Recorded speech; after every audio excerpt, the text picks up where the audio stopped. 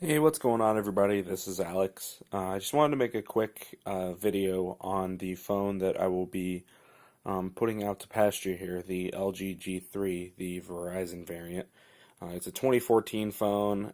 It had plenty of great features for its time, and I just wanted to do like almost a retrospective of the phone and just kind of let you know the great stuff that was about this phone and the stuff that I didn't really enjoy as much. And I know there are tons of reviews out there for this phone that will be far better and more formal than this.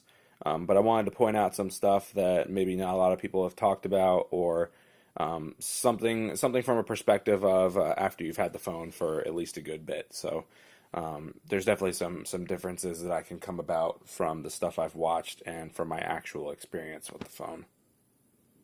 So you guys pretty much know the spec sheet on this phone, of course. Since it's from 2014 and it's a flagship, it's got the Snapdragon 801, the Adreno 330, 3 gigabytes of RAM, 32 gigabytes of internal storage with micro SD card expansion. Pretty well-rounded phone, especially for a flagship of this time. It was the first phone that was massively produced to have a Quad HD display, as you can kind of see right here.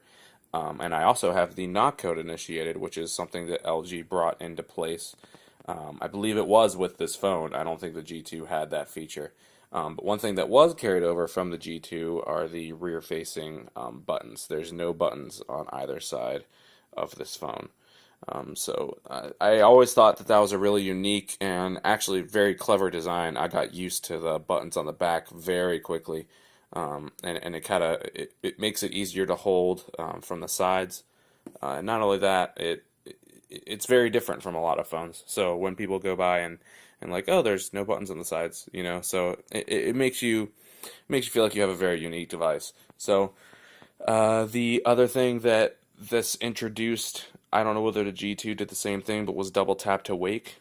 So you don't have to press the lock button to wake up the screen on the phone. You just just tap twice, and then you would do the same thing on a dormant area of the screen to lock the phone. So I've gotten very used to that, and it's something I will definitely miss going from the G3 to the ZTE Axon 7, which I'm filming on right now. So you guys could get a sneak peek of the audio and video quality on this new phone that I might even review a little bit later. So I'm going to keep using this guy until the end of September when my contract expires. But the Verizon variant of the G3 is identical to all of the other versions that there are around. And I'm going to go ahead and show you guys the back cover when it comes off. So the G3 back in 2014, we were starting to, the industry was starting to get rid of removable batteries. The Samsung Galaxy S5, I believe, was the last Galaxy to have a removable battery. And some of the other brands had already gone completely integrated battery. I believe HTC was doing that with the M7 and some other things. So the G3 was plastic on the back, as you can see right here. That's great for the fact that it doesn't attract fingerprints, but not so great because this phone did get hot, and that is a notorious issue of it. And I'll give you guys a chronological view of the time I did own it and the issues I experienced with that, but that was one of them. It's well known for having heat issues, but so this isn't a great conductor of heat, and that's why that's why that's a con. So as you can see, there's a removable 3,000 milliamp hour battery there, lithium ion. It's great. It's relatively average nowadays, but back then this was pretty big for a phone of this caliber. It's easily removable. There's a little tab down there you can just pull up, and the battery comes straight out, and you can replace it. So if you have multiple batteries, that was a great feature to have. Here, there's your micro SD expansion slot, and right under that, the SIM tray. I've got a 64 gig in there right now, and that's worked great for me so far. And right below the battery, you've got the back-facing, back-firing speaker, which was relatively loud in my opinion compared to most phone speakers, but I am definitely a fan of HTC's model of having front-facing speakers. And up here, you've got your 13 megapixel rear-facing camera. That does film 4K video. It's a very good camera compared to some of the mid-range phones that I've usually had in the past here. So, but it definitely films really well. Of course, you've got right here laser autofocus, which was definitely another thing that LG was trying to bring to the table in 2014. And that autofocus is the closest to perfect you could probably get in a smartphone in 2014, and I'm definitely a fan of that style. This camera uses, I believe it's a dual phase autofocus, which works pretty well, but you can probably tell throughout the rest of this video that you can kind of see that it doesn't focus as quickly as something like a laser autofocus would. Um, dual color flash right here. That's helpful, obviously, in the dark and low light situations. Yeah, and then here you've got your NFC touch point, and also a place where, so you can see here these little contact pins. That's how NFC works on this device.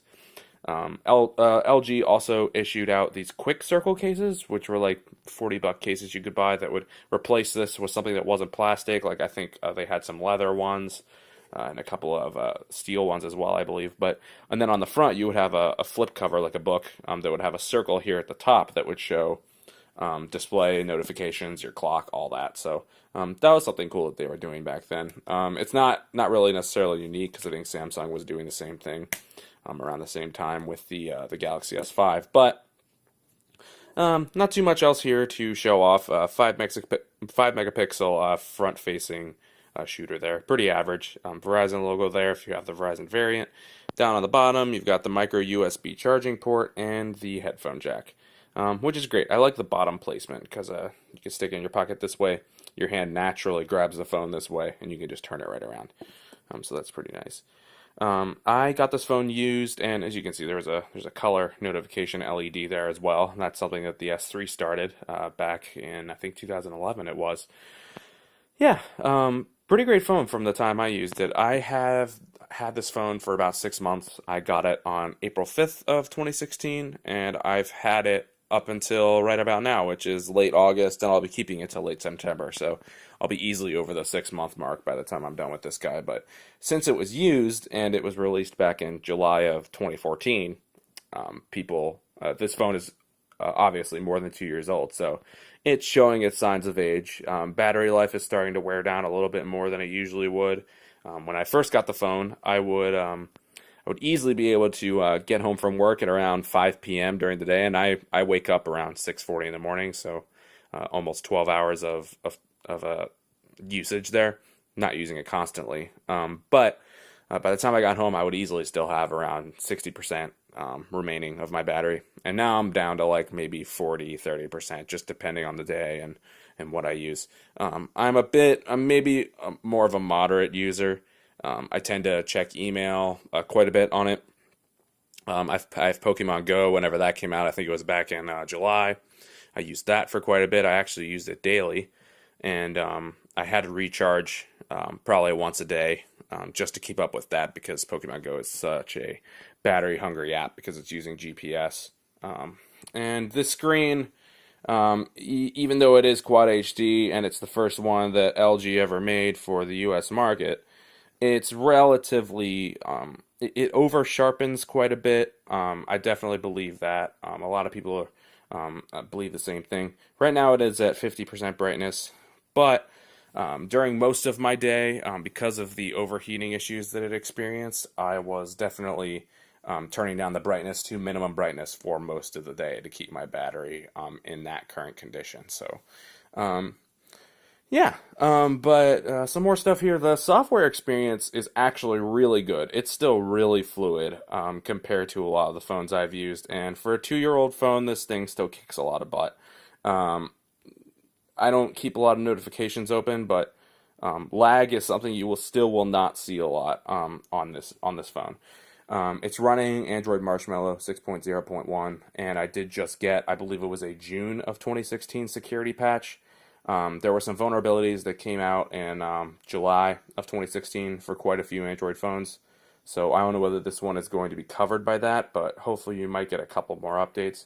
I'm doubting that this phone will ever get Android 7.0 or Android Nougat for you fanboys out there. So I don't think that that's going to be the case here. I think Marshmallow was going to be the last update for this guy. So let's see, what else am I missing? Let me talk a little more about the heat issue.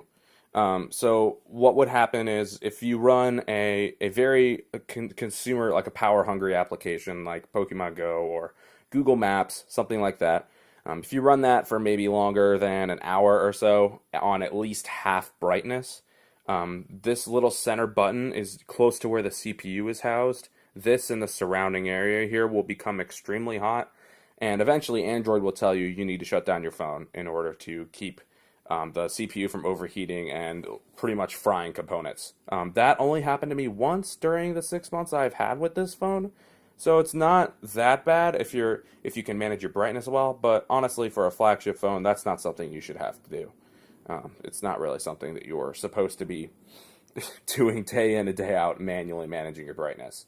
You should be able to go automatic brightness and not have too many issues with heat. So that was the number one issue that this phone definitely had. There aren't really too many other ones besides managing the brightness and everything. The audio quality on this phone is fantastic, especially with high-end headphones.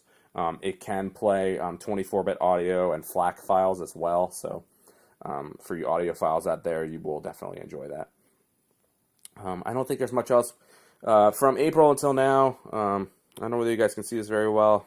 Autofocus isn't great on this phone, at least from what I can tell so far, but the sides do not have too much damage. I have only dropped this phone once by today, so you can see like one dent here. That came from me when I actually bought the phone. Same with that on this side, so no actual physical damage that happened, and the phone still works fantastic. So that's really, it's definitely a pretty durable device. I like to use my phones without cases, so this was definitely a good pick in that regard. So yeah, let me know what you guys think. There's not really too much else to talk about. If you guys have any questions or would like to know more about it, in 6 months, this phone definitely held up really well, held up way better than my previous phone, which was an HTC One Remix. I might eventually pull that out and take a look at it, but at this point, it doesn't even power on for very long without crashing. So, yeah, that's that. But you guys are awesome. Thank you all for watching. I will see you all in the next video.